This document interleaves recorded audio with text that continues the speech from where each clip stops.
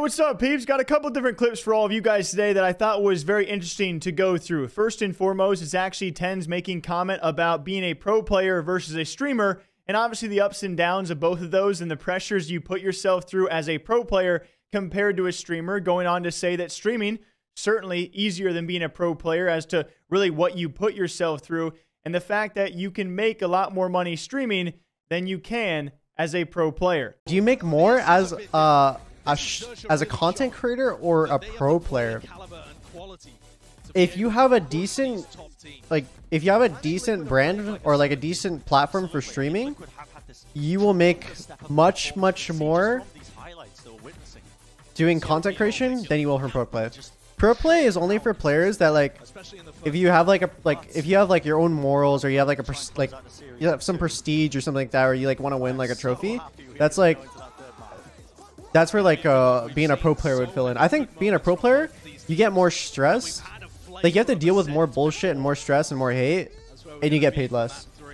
And I would say for the most part, I agree with that, because TenZ, though, I will say he is kind of in a interesting situation, because he is one of the more sought after talents out there, whether it be for a pro player or content creation or streaming. So no matter what he does, he is going to be making a lot of money. And you got to keep in mind as well, yes, he could definitely be making way more money if he just stuck to streaming, but he is one of those many that also love to compete. When it comes time for comparing pro play versus streaming, we've actually heard this argument before, and you see a ton of examples of people who have retired from their esports, gone on to be streamers, and luckily, thanks to a rise of a game like Valorant, are making way more money than they did whilst competing. I would say Tarek is probably a prime example. Hiko, now that he's retired, is a prime example. Shazam, once he goes.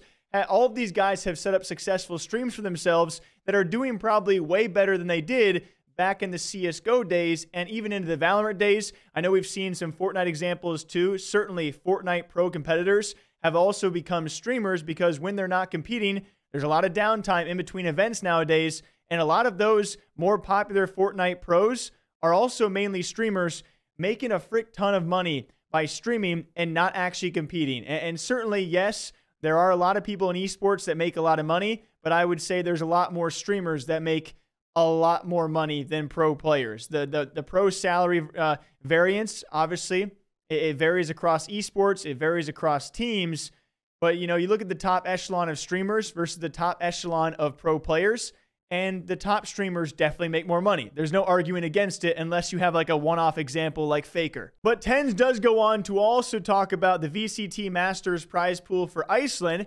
It seemed like a bit negative connotation towards it being almost a $700,000 prize pool, only $200,000 going to first place. And he said that some of these players could even make more by not going to the event. On to players, and I think a real crucial element there is that they traded the jet for the jet, and that favors the defending team, I think. Without RB able to go forward and make that space, there's no one to trade him out, or RB himself isn't there to be able to get those opens, and the site anchor's got way more value that time.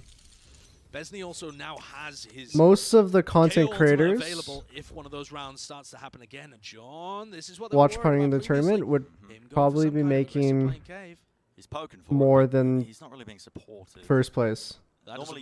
And this one, I don't know if I totally agree with this one. Obviously, if you don't win the event and you show up and you bring home $10,000 across all 5 of you guys as a team, plus if your coach takes a split too, yeah, you definitely could have made more on the stream. And that's why he talks about the prestige. Like, a lot of these pro players, yes, they could make more streaming, but the fact they decide to sacrifice their stream time and go to compete is because they want that prestige. They want those trophies and championships. It's a bit of a different desire than that of a streamer who maybe just wants to make money. In my opinion, I'm never going to knock a $700,000 prize pool. Obviously, it's going to take weeks of dedication for something like Valorant, Iceland, and Masters. It's definitely not a couple day or couple of day weekend event, right? It takes some commitment, but that's also why I love to see the players there, because they're sacrificing their time, their energy, and yeah, they could be making more money doing other things, but they want to be there because they simply want to win. So I understand where he's coming from. I just love the debate between pro players